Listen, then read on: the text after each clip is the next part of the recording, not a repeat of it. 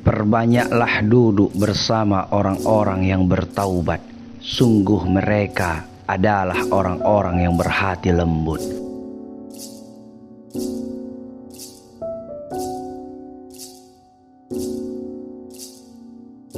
Tuntutlah ilmu dan belajarlah dari ilmu itu tentang ketentraman dan kelemah lembutan. Jangan tertipu oleh orang yang membaca Al-Quran, akan tetapi lihatlah kepada mereka yang perilakunya sesuai dengan Al-Quran itu.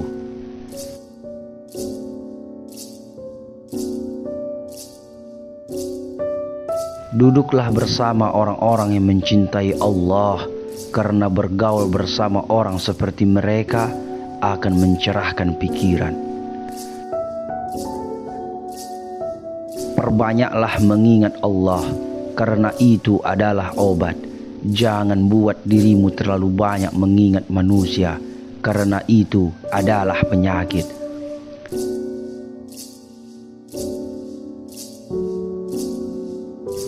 Aku tidak pernah mengkhawatirkan apakah doaku akan dikabulkan atau tidak. Akan tetapi yang lebih aku khawatirkan adalah aku tidak diberi hidayah untuk terus berdoa.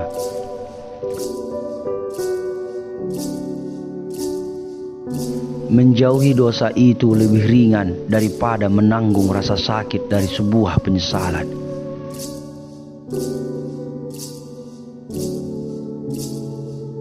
Tidak ada rasa bersalah yang dapat mengubah masa lalu, dan tidak ada pula kekhawatiran yang dapat mengubah masa depan.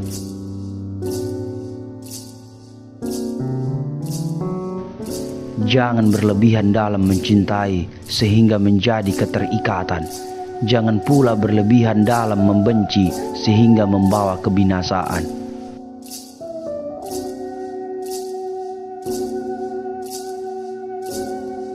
Jikalau kita letih karena kebaikan, maka sesungguhnya keletihan itu akan hilang dan kebaikan akan kekal.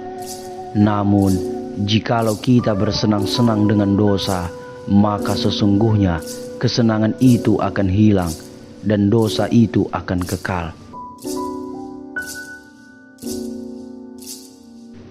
Apa yang melewatkanku tidak akan pernah menjadi takdirku, dan apa yang ditakdirkan untukku tidak akan pernah melewatkanku.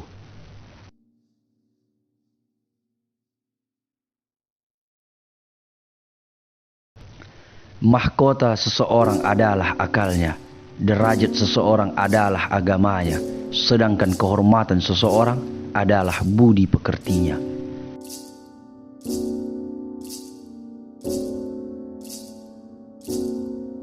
Kebajikan yang ringan adalah menunjukkan muka berseri-seri dan mengucapkan kata-kata lemah lembut.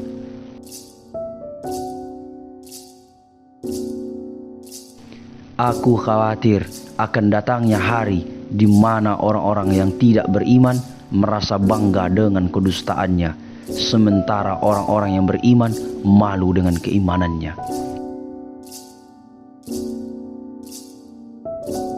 Jangan bersedih atas apa yang telah berlalu, kecuali kalau itu bisa membuatmu bekerja lebih keras untuk apa yang akan datang.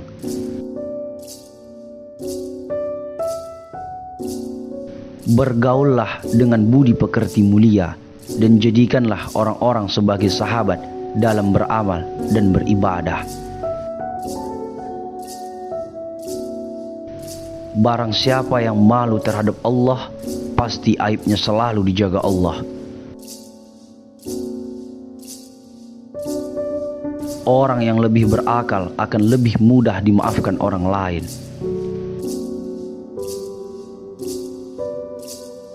Orang yang paling saya cintai adalah yang menyampaikan aib dan kekurangan saya langsung kepada saya.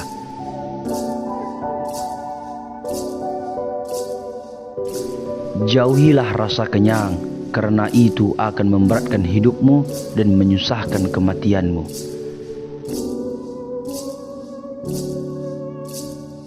Dulunya kami adalah orang-orang yang hina, kemudian Allah mengangkat derajat kami dengan Islam.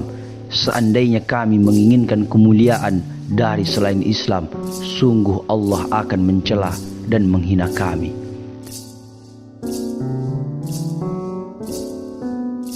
Laki-laki sejati bukanlah yang kuat gertakan dan hentakan ancamannya, akan tetapi yang bisa menjalankan amanah dengan baik dan menjaga kehormatan orang lain. Perbanyaklah anggota keluarga, sungguh kalian tidak mengetahui melalui tangan siapa rezeki itu datang.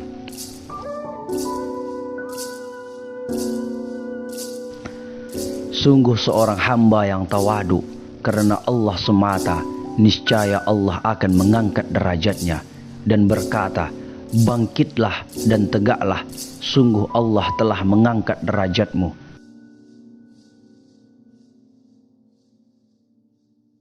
Umar melayangkan surat kepada Abu Musa al-Asy'ari, barang siapa yang niatnya tulus dan ikhlas, niscaya Allah memberinya kecukupan antara dia dan orang lain.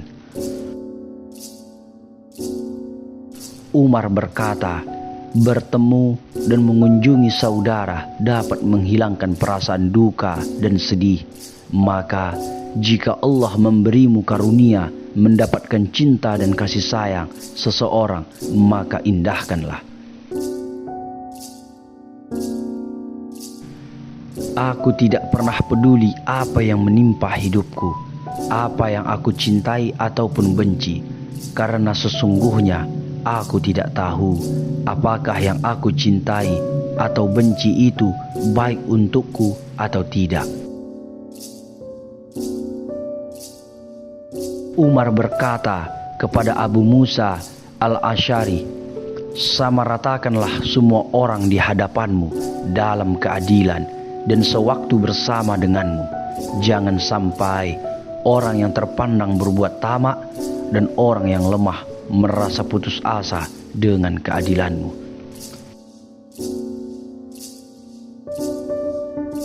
Saya mendapat kabar bahwa doa itu dihimpit dan dikekang di antara langit dan bumi, tidak bisa naik ke atas sampai diucapkan selawat kepada baginda Nabi Muhammad sallallahu alaihi wasallam.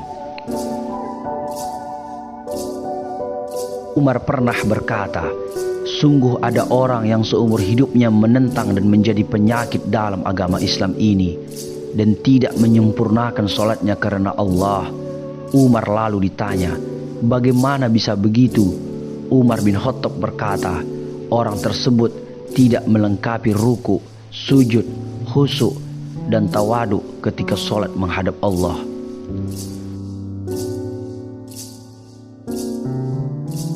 Umar pernah berdoa, ya Allah, muliakanlah orang-orang yang Engkau pilih di antara kami, agar mereka bisa membantu orang-orang yang membutuhkan di antara kami. Sungguh amalan-amalan itu saling angkuh dan membanggakan diri antara satu dengan yang lain. Amal sedekah akan berkata, akulah yang lebih mulia dari amalan lainnya.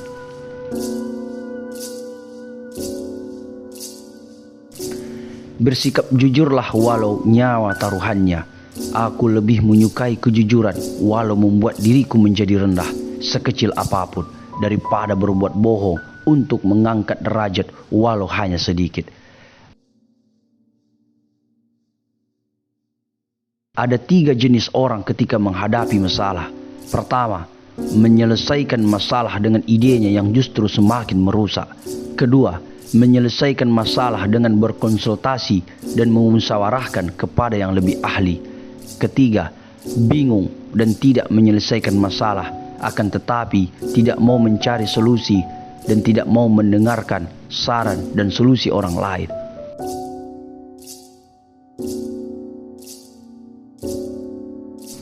Tiga hal yang membuat engkau dicintai dan disayangi saudara. Pertama, mengucapkan salam. Kedua, melapangkan dan memberinya tempat duduk dalam suatu pertemuan. Ketiga, memanggilnya dengan panggilan yang paling disukainya.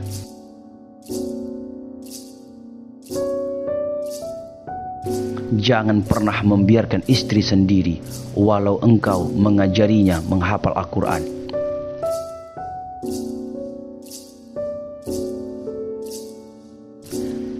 Jangan pernah menjadikan orang-orang Yahudi dan Nasrani sebagai pemimpin kalian, karena mereka menerima dan menghalalkan suap. Ketahuilah, sungguh agama Allah mengharamkan suap menyuap.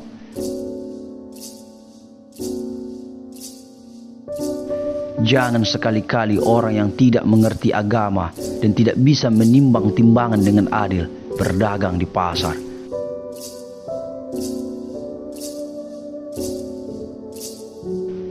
Setiap orang yang dianugerahi nikmat, pasti ada saja orang yang dengki kepadanya. Ketahuilah, seandainya setiap orang bisa lebih kuat dari sebatang tanaman gandum, maka pasti ada saja angin yang akan menggoyahkannya.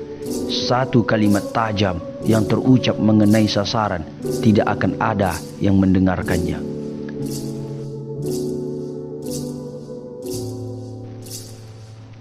Barang siapa yang datang ke Baitullah dengan ikhlas tanpa ada niat lain, kemudian bertawaf, maka orang tersebut akan suci layaknya ketika dia keluar dari rahim ibunya.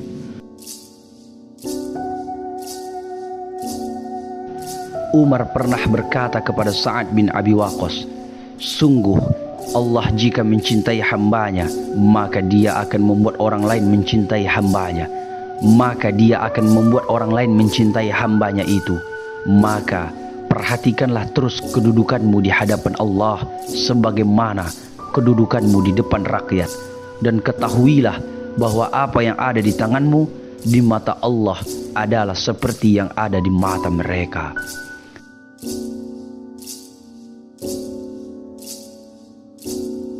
Hidup sendiri lebih baik daripada berteman dengan orang jahat.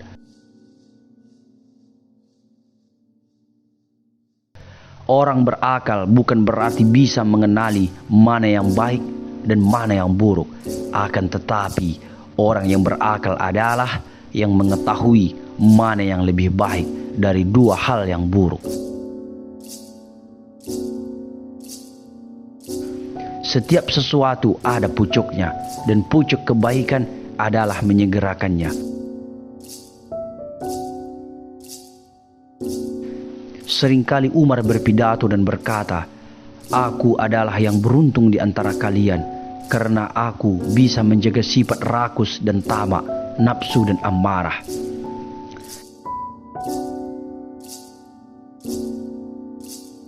Jika zaman sudah rusak, maka jagalah jangan sampai orang-orang buruk sangka terhadap kebenaran.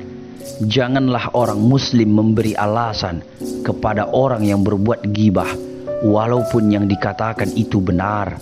Jangan pernah membantu niat ghibahnya meskipun untuk kebaikan dan kejujuran, sebab perbuatan itu adalah adab yang tercela dan tidak menjaga diri dan kepribadian.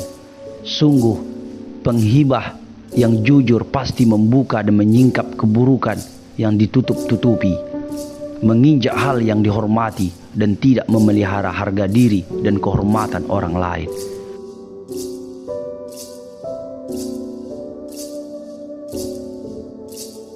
Jika ada hamba Allah yang sombong dengan mengulur-ngulur janjinya, kelak Allah pasti mencelanya dan mengatakan, "Pergilah, Allah mencelamu." Orang tersebut telah berbuat sombong terhadap dirinya. Di mata orang-orang dirinya hina, tak berarti sampai-sampai dia tidak lebih hina dari seekor babi.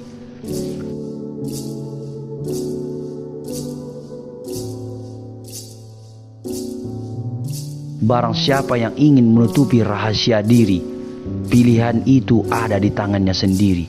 Barang siapa yang membuka tabir keburukan, maka jangan salahkan jika orang-orang akan berprasangka buruk terhadap dirinya.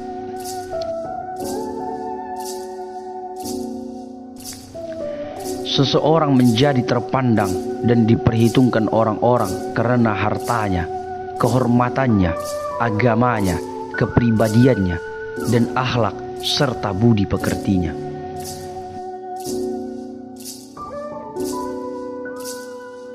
Masjid-masjid adalah rumah-rumah Allah yang ada di bumi.